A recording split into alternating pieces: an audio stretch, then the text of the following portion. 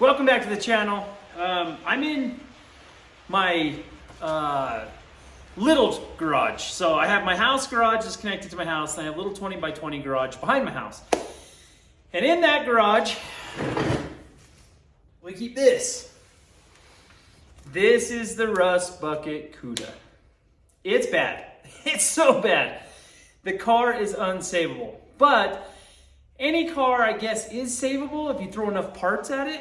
But it depends. Do you want a car that is original? Do you want a car that has original parts? Do you want a car that's... This is none of those things. This is going to be completely a custom car by the time we're done. It'll have cool parts. It'll have brand new parts. It's going to have Mopar parts probably.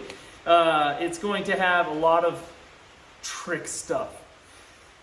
This is from Dave, Rust Bucket's fender hood.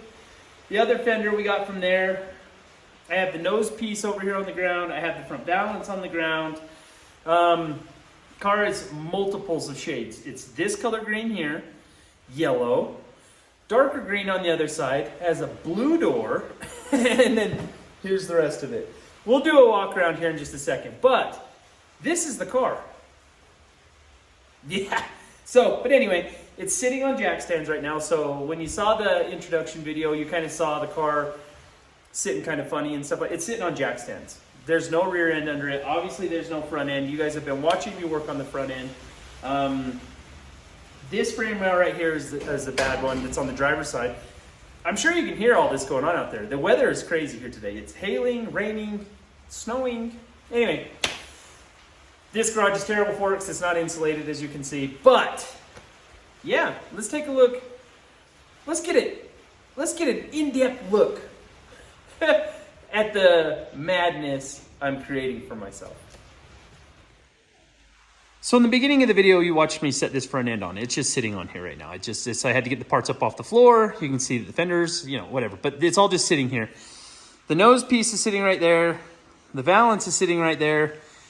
This car is bad. We're just going to prove with this car you can throw enough new parts at something.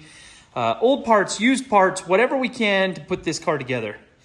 And if you throw enough of that at a car, you can build a car. You can see the roof has a little bit of a thing here, a little bit of a thing there. That's where somebody may have lifted it at one time. That's actually fixable. I mean, that can be all pulled back into shape. The roof itself isn't really in that bad of shape. Yeah. So here's this side. My garage is kind of small, so I'm gonna go to the other side and kind of show you the other side. So as you can see from this side, this quarter panel, oh my heck. They did some wonderful repairs. You can see the leaf springs are there. The frame rails are back here still, but they're just not good. Blue door, Rust Bucket Restorations front fender, obviously yet again, just sitting on there. So that's just why that's like that. Car was originally like a cool green though. And I think that might be the color my wife goes back with. There was a lot of trim stuff that came with the car. You can tell that the front end is really not under the car. There is a K member, but that doesn't really matter at this point. The dash is right here underneath the car with all this gobbledygook that fell out of the car when we were moving it in here. And it is sitting on jack stands. That's why it looks cattywampus. It just, it's sitting on jack stands in here. And luckily though, I have a whole front end assembly and I have a rear end assembly that's gonna go in this car. Then we can get the car to roll and we can move it around and things like that. So yeah. But you can see some of these parts still need some work and stuff like that. And I'm gonna try to save some money the best I can. I mean, if you're buying all new parts, it's not worth it. The car will not be worth it if you buy all new parts. But as far as that goes, needs floorboards, needs all that kind of stuff. But let's go to the other side and I'll talk to you a little bit more about this. I am a normal guy on a normal budget, and I'm not going to be able just to throw a whole bunch of new stuff at this. Now, it will have new floorboards. It will have a new torsion bar support.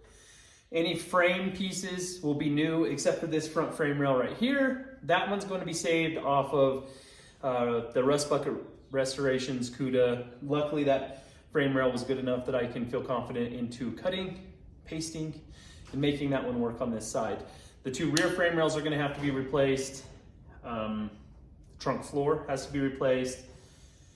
And there's gonna be a lot of miscellaneous patching, fixing, things like that. But we've got our eye on a couple of cars here. And those cars have a lot of parts and pieces and miscellaneous that we can chop, cut, paste, and make this one work. What I want to show with this is that a normal guy can do this stuff. I don't have to go to AMD, whip out my credit card, spend $12,000 because I'm not sponsored. I mean, if you're sponsored or you got a lot of stuff, or heck, even if you have the money, it's worth it. Mopars are worth it. They're always going to be worth it because they're fun. If you're building this to sell, you're in the wrong business, honestly, because you're going to be so close to the value of, you know, what the car is worth with how much you put into it if you're just flipping them. I'm building this because I've been told it's unbuildable. Why? There's enough parts and pieces around. A lot of great guys. I've gotten in contact with the guy in Idaho now, got in contact with the guy in Salt Lake now. The guy in Salt Lake has like trunk lids and things like that. So when I get some money, you know, a little bit every now and again, like normal people, I can go pick these things up and we can just continue to set some new parts with it, put some new parts with it, do things like that. We're going to continue on with our videos though, because I'm going to put the front end under the car, then I'm going to put the rear end into the car, and then we're going to try to roll the car out of here and take it to the upper garage where all my tools are, my supplies, make room for the General Lee in here so he can just hang out, be out of the way. But this is it. This is it. This is what we're building. This is the monster, the elephant in the room. And again, I'm not building this to sell it. I'm building something cool for my wife. More than likely, I would like to give it as many of the old school touches as possible. My wife wants a lot of the old school stuff, but we might incorporate some new stuff. So I might end up, you know, putting like maybe a modern Hemi in it, something like that. But as far as that goes, it's going to be pretty much all old school Mopar. And that's how we're going to continue to try to build this particular car. This is it. Ta-da! So, guys, stay with me. We're going to come back with more great stuff.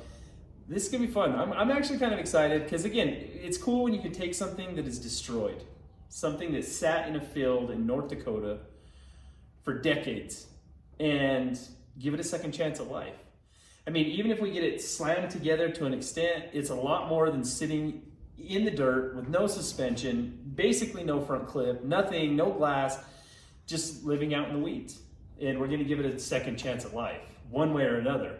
So stick with me. It's going to be fun. It's going to be cool.